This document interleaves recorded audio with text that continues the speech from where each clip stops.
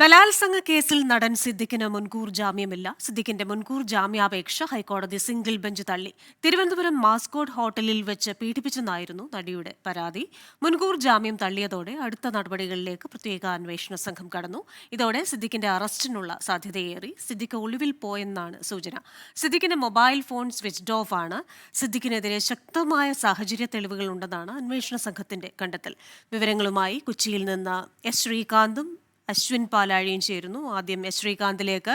ശ്രീകാന്ത്, എന്തൊക്കെ കാര്യങ്ങൾ പരിഗണിച്ചാണ് ഇപ്പോഴത്തെ അന്വേഷണ സംഘത്തിന്റെ നീക്കം? മറ്റു വിവരങ്ങൾ എന്തൊക്കെയാണ്?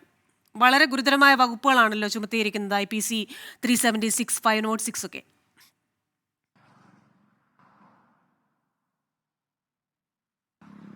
കൃഷ്ണ, IPC ഈ ഭാരതീയ ന്യായ സംഹിതയുടെ 376 അതോടൊപ്പം 506 വകുപ്പുകൾ ചുമത്തിയിട്ടുണ്ട് ഈ നടൻ സിദ്ദിഖിനെതിരെ. അതിന്റെ അടിസ്ഥാനത്തിൽ കേസ് കോടതിയുടെ മുൻപിലെത്തി. പ്രോസിക്യൂഷൻ അതിശക്തമായി മുൻകൂർ ജാമ്യാപേക്ഷയെ എതിർത്തു. കസ്റ്റോഡിയൽ ഇൻട്രോഗേഷൻ വേണം എന്നുള്ളതായിരുന്നു പ്രോസിക്യൂഷന്റെ പ്രധാനപ്പെട്ട ആവശ്യം. അത് കോടതി അംഗീകരിച്ച് നൽകിയിരിക്കുന്നു. അതായത് മുൻകൂർ ജാമ്യാപേക്ഷ തള്ളിക്കൊണ്ട് ജസ്റ്റിസ് CS ഡയസിന്റെ ബെഞ്ച്, സിംഗിൾ ബെഞ്ച് ഉത്തരവ് പുറപ്പെടുവിച്ചു. സിദ്ദിഖിനെ സംബന്ധിച്ചിടത്തോളം കനത്ത തിരിച്ചടി ഇന്ന് കോടതിയിൽ നിന്നും ഉണ്ടായി. കോടതിയുടെ പരാമർശങ്ങൾ ഇപ്രകാരമാണ്: നിലവിലെ സാഹചര്യത്തിൽ സിദ്ദിഖിന് ജാമ്യം അനുവദിക്കാൻ കഴിയില്ല, പരാതിക്കാരുടെ മൊഴി അവിശ്വസിക്കേണ്ടതില്ല, സാഹചര്യ തെളിവുകൾ നടന് എതിരാണ് തുടങ്ങിയ കാര്യങ്ങൾ കോടതി പറയുന്നുണ്ട്. പ്രഥമ ദൃഷ്ട്യാ കുറ്റം നിലനിൽക്കും എന്ന് കോടതി പറയുന്നു. പരാതി നൽകാനുള്ള കാലതാമസം കുറ്റമായി കണക്കാക്കാനാകില്ല എന്ന് വീഴ്ചയായി കണക്കാക്കാനാകില്ലെന്ന് കോടതി പറയുന്നു. ഇരയെ വ്യക്തിഹത്യ നടത്തരുതെന്ന് കോടതി ചൂണ്ടിക്കാട്ടുന്നു. ഒപ്പം പരാതി നൽകുന്നതിലെ കാലതാമസത്തിൽ സുപ്രീം കോടതി വ്യക്തത വരുത്തിയിട്ടുണ്ട് എന്ന് കൂടി കോടതി പറഞ്ഞു വെക്കുന്നു. അതായത് സിദ്ദിഖിന് ഈ കേസിൽ ഒരു പഴുതുപോലും അവശേഷിപ്പിക്കാതെയാണ് ഹൈക്കോടതിയിൽ നിന്നും തിരിച്ചടി നേരിട്ടിരിക്കുന്നത്. ശേഷം നമ്മൾ അദ്ദേഹത്തിന്റെ അഭിഭാഷകരുമായി ബന്ധപ്പെട്ടു. അഭിഭാഷകർ ചൂണ്ടിക്കാണിക്കുന്ന കാര്യം, ഈ കേസിന്റെ ഉത്തരവിന്റെ പകർപ്പ് കിട്ടിയതിനു ശേഷം അപ്പീൽ പോകും എന്നവർ ഉറപ്പിക്കുന്നു. സുപ്രീം കോടതിയിലേക്കാണ് അപ്പീൽ പോകുന്നത്. SITയുമായി ബന്ധപ്പെട്ട ചില വിവരങ്ങൾ കിട്ടിയിട്ടുണ്ട്. അതായത് SIT വിഷയത്തിൽ അറസ്റ്റ് നടപടികളിലേക്ക് നീങ്ങും എന്ന് തന്നെയാണ് അവർ ചൂണ്ടിക്കാണിക്കുന്നത്. മതിയായ തെളിവുകളുണ്ട് എന്നും അവർ പറയുന്നു. ഇനി ഏതെങ്കിലും തരത്തിൽ SIT നീങ്ങുന്നില്ല എന്നിരിക്കട്ടെ, അങ്ങനെയെങ്കിൽ അതിൽ രാഷ്ട്രീയ ഇടപെടലുകൾ ഉണ്ടായാൽ മാത്രമേ അങ്ങനെ ഒരു മെല്ലപ്പോക്കുണ്ടാവുകയുള്ളൂ. അല്ലെങ്കിൽ SIT മുന്നോട്ട് പോകാനാണ് തീരുമാനിച്ചത്. സിദ്ദിഖിന്റെ ആലുവയിലെ വീട്ടിലും പടമുകളിലെ വീട്ടിലും പോലീസ് സംഘം ഇതിനോടകം എത്തിയിട്ടുമുണ്ട്. സ്പെഷ്യൽ ബ്രാഞ്ച് സംഘമാണ് എത്തിയത്. ശ്രീകാന്താണ് വിവരങ്ങൾ നൽകിക്കൊണ്ടിരിക്കുന്നത്. അശ്വിൻ പാലാഴി കൂടെ ചേരുകയാണ്. അശ്വിൻ, കഴിഞ്ഞ ദിവസം വരെ പടമുകളിലെ വീട്ടിലുണ്ടായിരുന്നു സിദ്ദിഖ്, എന്നാൽ ഇപ്പോൾ സിദ്ദിഖ് അവിടെ ഇല്ല. അപ്പോൾ ഇത് ഒളിവിൽ പോയതാണോ എന്ന ഒരു സംശയം ധ്വനിപ്പിക്കുന്നതല്ലേ? എവിടെയാണ് സിദ്ദിഖ് എന്ന കാര്യത്തിൽ ഇപ്പോൾ എന്തെങ്കിലും സൂചനയുണ്ടോ?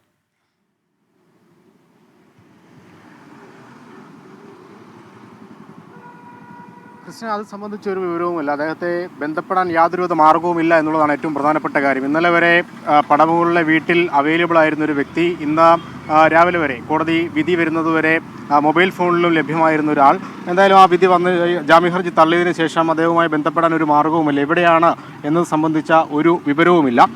2 വീടുകളാണ് പ്രധാനമായും സിദ്ദിഖിന് കൊച്ചിയിലുള്ളത്. ഈ സ്വന്തം വീട് കൂടാതെ കുടുംബ വീട് ആലുവ കുട്ടമശ്ശേരിയിലുണ്ട്. അവിടെ അല്പസമയം മുമ്പ് പോലീസ് എത്തിയിരുന്നു, പ്രാഥമിക പരിശോധന നടത്തി.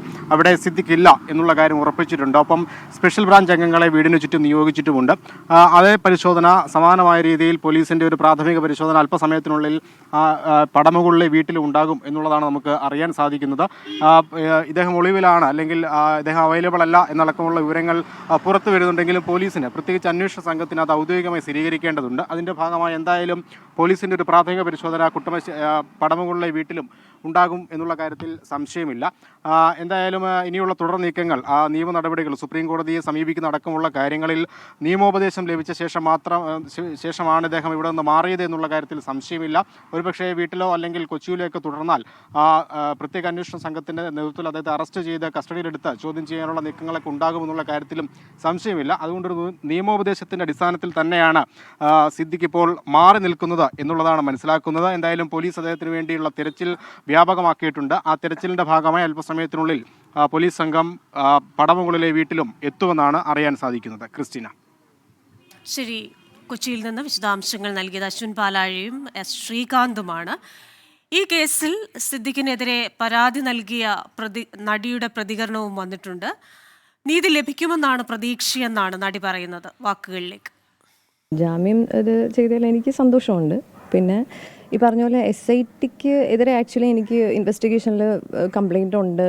കാര്യം എന്ന് വെച്ച് കഴിഞ്ഞാൽ ഇപ്പം അവർ ഈ ഇലക്ട്രോണിക് എവിഡൻസ് പിന്നെ പ്രതിക്ക് നശിപ്പിക്കാനാണെങ്കിലും ഒക്കെ ഉള്ള സമയം ധാരാളം കൊടുത്തിട്ടുണ്ട്. ഇപ്പോൾ സാക്ഷികളെ ആണെങ്കിലും ഒക്കെ അവർക്ക് ഇൻഫ്ലുവൻസ് ചെയ്യാൻ ഉള്ളൊരു ടൈം അതൊരു ഫാക്ടർ തന്നെയാണ്. അപ്പോൾ അതുകൊണ്ട് എനിക്ക് അതിനെതിരെ എനിക്കൊരു കംപ്ലയിൻറ്റ് ഉണ്ട്. ഞാനത് DGPക്ക് കൊടുത്തിട്ടുണ്ട്. പക്ഷേ ഈ പറഞ്ഞ പോലെ ജാമ്യം നിഷേധിച്ച ഈ ഒരു വിധിയോടെ എനിക്ക് ഇതുകൊണ്ട് ഐ എം ഹാപ്പി ആൻഡ് നീതി കിട്ടുമെന്ന് ഞാൻ പ്രതീക്ഷിക്കുന്നു. ആലുവയിലെ വീട്ടിന് മുന്നിൽ നിന്ന് സിദ്ദിഖിന്റെ ആലുവയിലെ വീടിന് മുന്നിൽ നിന്ന് നിതിൻ അംബുജൻ കൂടി ചേരുകയാണ്. നിതിൻ, എന്തായാലും പടമുകളിലെ വീട്ടിൽ സിദ്ദിഖില്ല, ഈ ആലുവയിലെ വീട്ടിലും സിദ്ദിഖില്ല എന്നാണ് നമുക്ക് മനസ്സിലാക്കാനാകുന്നത്. പക്ഷേ അന്വേഷണ സംഘത്തിന്റെ ഏതെങ്കിലും തരത്തിലുള്ള സാന്നിധ്യം അവിടെയുണ്ടോ? ഈ വീട്ടിൽ സിദ്ദിഖുണ്ടോ എന്ന കാര്യത്തിൽ അവർ അവിടെ എത്തി പരിശോധന നടത്തിയിട്ടുണ്ടോ?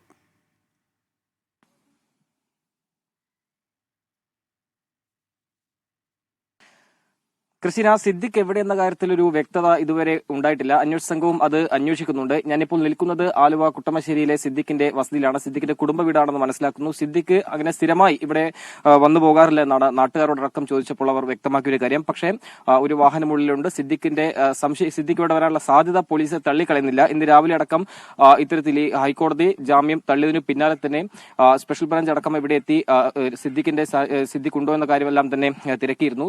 നാട്ടുകാരെല്ലാം തന്നെ ചില നാട്ടുകാർ വ്യക്തമാക്കി സിദ്ദിഖിന് രാവിലെ ഉണ്ടായിരുന്നു എന്നാണ് നാട്ടുകാർ വ്യക്തമാക്കിയതാണ് പോലീസ് അടക്കം നൽകുന്ന വിവരം.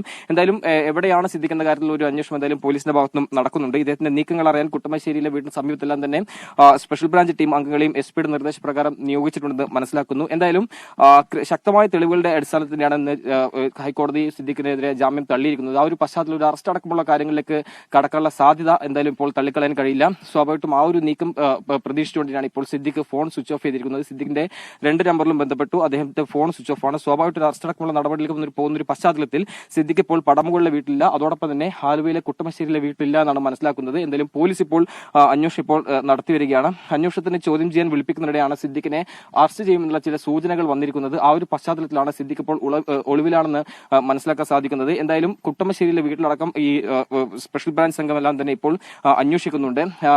പ്രത്യേക അന്വേഷണത്തിന്റെ ഒരു നിർദ്ദേശപ്രകാരം മാത്രമേ എന്തായാലും അറസ്റ്റ് അടക്കമുള്ള കാര്യങ്ങളിലേക്കെല്ലാം തന്നെ കടക്കുകയുള്ളൂ. സ്വാഭാവികമായിട്ടും അത്തരമൊരു നടപടിയിലേക്ക് എന്തായാലും സ്പെഷ്യൽ ബ്രാഞ്ച് അടക്കം കടക്കണമെങ്കിൽ SITയുടെ എല്ലാം തന്നെ നിർദ്ദേശം വേണം. അതിനുശേഷം മാത്രമേ ഒരു നടപടിയിലേക്ക് കടക്കുകയുള്ളൂ. പക്ഷേ ഈ ഒരു ജാമ്യം തള്ളിയതിന് പിന്നാലെ തന്നെ കുട്ടമശ്ശേരിയിൽ വീടുള്ള ഒരു പശ്ചാത്തലത്തിൽ സ്പെഷ്യൽ ബ്രാഞ്ച് സംഘം എല്ലാം തന്നെ ഇവിടെ എത്തി ഒരു അന്വേഷണം നടത്തിയിരുന്നു.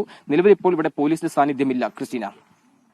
നിതിൻ അംബുജനാണ് ആലുവ കുട്ടമശ്ശേരിയിലുള്ള നടൻ സിദ്ദിഖിന്റെ വീടിന് മുന്നിൽ നിന്ന് വിശദാംശങ്ങൾ നൽകിയത്. അവിടെ അങ്ങനെ എപ്പോഴും എത്തുന്ന രീതിയില്ലായിരുന്നു. ഇപ്പോഴും അവിടെ സിദ്ദിഖ് ഇല്ല എന്ന വിശ്വാസത്തിലാണ്. SIT അടക്കം ഇവിടെ സിദ്ദിഖ് എത്താനുള്ള സാധ്യതയുണ്ടോ എന്ന കാര്യം അന്വേഷിക്കുന്നുണ്ടെന്നാണ് നിതിൻ അംബുജൻ റിപ്പോർട്ട് ചെയ്യുന്നത്. ശ്രീകാന്ത് വീണ്ടും ചേരുകയാണ് കൊച്ചിയിൽ നിന്ന്.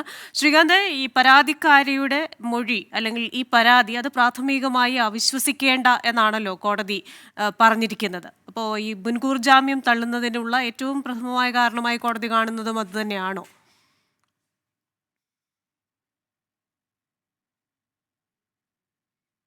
കൃഷ്ണ, ഏറ്റവും പ്രധാനപ്പെട്ട കാര്യം ഹൈക്കോടതി ഇന്ന് ഈ കേസ് പരിഗണനയ്ക്കെടുത്ത ഘട്ടത്തിൽ അതിന്റെ ഉത്തരവ് പറയുമ്പോൾ കോടതി പറഞ്ഞ ഒരു കാര്യമുണ്ട്. അതായത് പ്രാഥമികമായി പ്രഥമ ദൃഷ്ട്യാ ഈ കേസ് നിലനിൽക്കും എന്നുള്ളതാണ് പറഞ്ഞത്. അതിൽ നിന്നും മനസ്സിലാക്കേണ്ട ഒരു കാര്യം, ഈ കേസിൽ ഹൈക്കോടതിക്ക് തന്നെ ഈ ഹാജരാക്കിയ തെളിവുകൾ, അതോടൊപ്പം തന്നെ സാക്ഷിമൊഴികൾ, സാഹചര്യ തെളിവുകൾ ഉൾപ്പെടെയുള്ളവയിൽ ഹൈക്കോടതി കൺവിൻസ്ഡ് ആണ് എന്നുള്ളതാണ് ഇതിൽ നിന്നും മനസ്സിലാക്കേണ്ടത്. അത് ജസ്റ്റിസ് CS ഡയസിന്റെ സിംഗിൾ ബെഞ്ചാണ് ആ കേസ് പരിഗണനയ്ക്കെടുത്തത്. അപ്പോൾ ഹൈക്കോടതി സിംഗിൾ ബെഞ്ച് കൺവിൻസ്ഡ് ആയ ഘട്ടത്തിൽ ആ സാഹചര്യത്തിൽ കോടതി മുൻകൂർ ജാമ്യാപേക്ഷ തള്ളുകയാണ് ഉണ്ടായത്. മാത്രമല്ല, ഇതൊരു ഗ്രേവ് ഒഫൻസ് ആണ്. 376 ബലാത്സംഗമാണ്. 506 വകുപ്പ് ചുമത്തിയിട്ടുണ്ട്. ഇതിൽ ബലാത്സംഗം പറയുന്ന 376 വകുപ്പ് എന്ന് പറയുമ്പോൾ 10 വർഷത്തിൽ കുറയാത്തതോ ഒപ്പം ജീവപര്യന്തം വരെയോ തടവ് ശിക്ഷ കിട്ടാവുന്നതാണ് ഈ വകുപ്പ്. അങ്ങനെയെങ്കിൽ അത് ജാമ്യം കൊടുക്കാതിരിക്കാനുള്ള എല്ലാ അവകാശവും കോടതിക്കുണ്ട് എന്നുള്ളതാണ്. ഒപ്പം തന്നെ ഇവിടെ അന്വേഷണ സംഘം ഹാജരാക്കിയ ചില തെളിവുകൾ അത് ഏറ്റവും പ്രസക്തമാണ്. ഈ സംഭവം നടക്കുന്ന അന്ന് മസ്കറ്റ് ഹോട്ടലിൽ നടൻ സിദ്ദിഖും ഈ ഇരയും ഉണ്ടായിരുന്നു എന്നതിന്റെ തെളിവുകൾ അന്വേഷണ സംഘത്തിന് കിട്ടി. അതവർ ഹാജരാക്കി. 2, അന്നേ ദിവസം തന്നെ ഈ ഇരയായ നടി ആശുപത്രിയിൽ ചികിത്സ തേടിയതിന്റെ വിവരങ്ങൾ, വിശദാംശങ്ങൾ ഉണ്ടായിരുന്നു. അതും കോടതിയിൽ ഹാജരാക്കി. ഇനി ഇതിൽ പരം എന്താണ് വേണ്ടത് എന്നുള്ളതായിരുന്നു പ്രോസിക്യൂഷന്റെ ഒരു ചോദ്യം. അത് കോടതി മുഖവിലക്കെടുത്തു. കോടതി അതിൽ കൺവിൻസ്ഡ് ആയി എന്നുള്ളത് മനസ്സിലാക്കണം. സിദ്ദിഖ് ഉയർത്തിയ വാദങ്ങൾ, ഇത് വളരെ കാലത്തിന് ശേഷമാണ് ഈ ആരോപണം വീണ്ടും ഉന്നയിച്ചു കൊണ്ടുവരുന്നത്. തന്നെ വ്യക്തിഹത്യ ചെയ്യാനാണ് ഈ ആരോപണം ഇപ്പോൾ ഉന്നയിക്കുന്നത്. നേരത്തെ നൽകിയ പരാതിയിൽ ഇങ്ങനെയൊന്നും തന്നെ ആരോപിച്ചിരുന്നില്ല തുടങ്ങിയ കാര്യങ്ങൾ സിദ്ദിഖ് പറഞ്ഞു. പക്ഷേ കാലതാമസം വന്നത് വീഴ്ചയായി കാണണ്ട, അക്കാര്യത്തിൽ സുപ്രീം കോടതിയുടെ കൃത്യമായ മാർഗരേഖയുണ്ട് എന്ന് ഹൈക്കോടതി ബോധ്യപ്പെടുത്തി പ്രതിഭാഗത്തെ ശേഷമാണ് ഹർജി തള്ളിയത്. എന്തായാലും സുപ്രീം കോടതിയിലേക്ക് നീങ്ങാൻ പോകുന്നു. ഇനി പരമോന്നത നീതിപീഠം തീരുമാനിക്കും നടൻ സിദ്ദിഖിന് ജാമ്യം നൽകണോ, മുൻകൂർ ജാമ്യം നൽകണോ, അതോ ജയിലിലേക്കുള്ള വഴി തുറക്കണോ എന്നുള്ളത്. ശരി, ഹൈക്കോടതിയിൽ നിന്നുള്ള വിശദാംശങ്ങൾ നൽകുകയായിരുന്നു എസ് ശ്രീകാന്ത്.